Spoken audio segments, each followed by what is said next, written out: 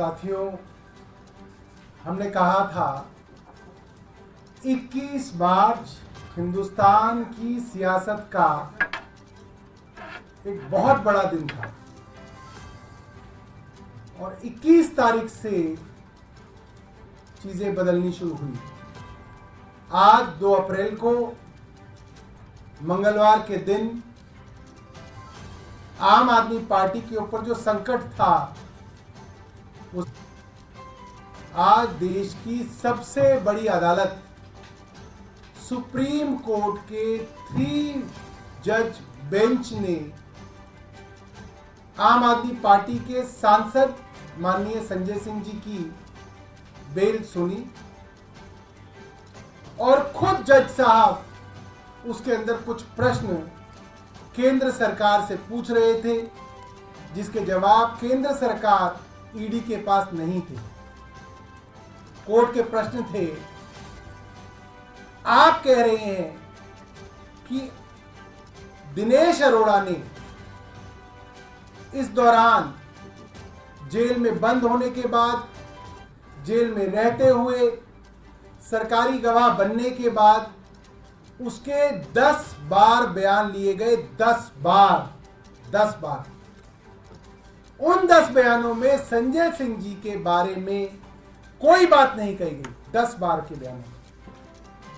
उसके बाद दिनेश अरोड़ा को दोबारा गिरफ्तार किया जाता है और उससे 11वां बयान लिया जाता है। 11वें बयान के अंदर वो एक बहुत ही गोलमोल सी बात कहता है कि मेरे एक आदमी ने संजय सिंह के एक आदमी को 1 करोड़ रुपए 2 बार दिए। सिर्फ ये बयान है। उसका जो आदमी है उसकी कोई गवाही नहीं। संजय सिंह जी का जो आदमी है उसकी कोई गवाही नहीं। 1 करोड़ रुपए कहाँ है किसी को कुछ पता नहीं। कहाँ पहुंचे कोई पता नहीं।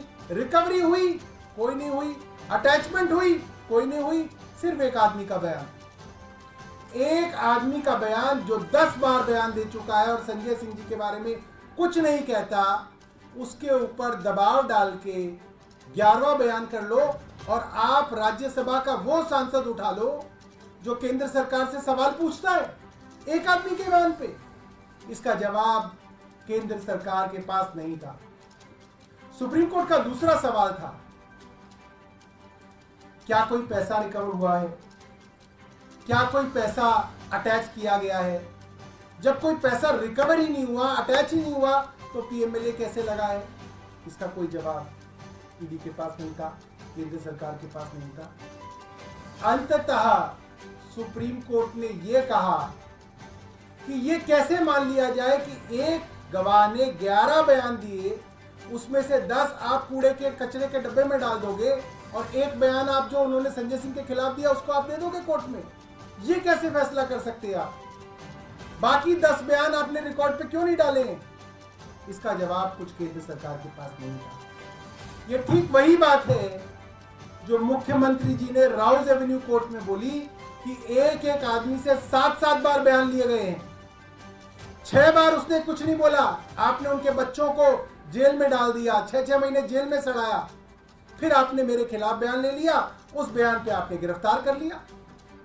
ठीक वैसी ही बात आज सुप्रीम कोर्ट ने पूछी, जिसके बारे में कोई जवाब केंद्र सरकार के पास नहीं था। और सुप्रीम कोर्ट ने लंच आते आते ईडी को यह कहा, अगर आप कोई इंस्ट्रक्शन लाते हैं तो लेके आइए, वरना हम इनको रिहा करेंगे और रिहाई में जो हम जजमेंट लिखेंगे वो आपके पूरे केस को तहस नहस कर देगा, उसके रिपरकशंस होंगे।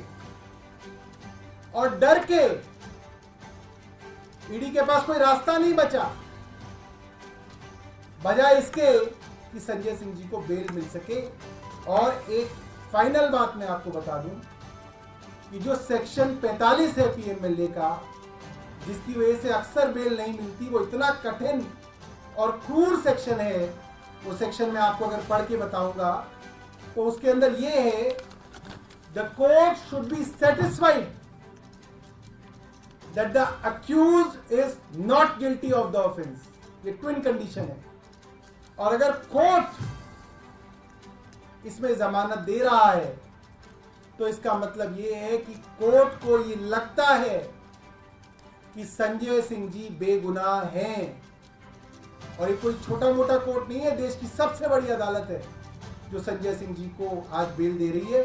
मुझे लगता है कि आज पूरे देश की लोकतंत्र के लिए एक बहुत बड़ा दिन है, बहुत खुशी का दिन है, बहुत उम्मीद का दिन है कि शायद कुछ लोग अब जेल से बाहर निकल के इस देश के लोकतंत्र को बचा लें।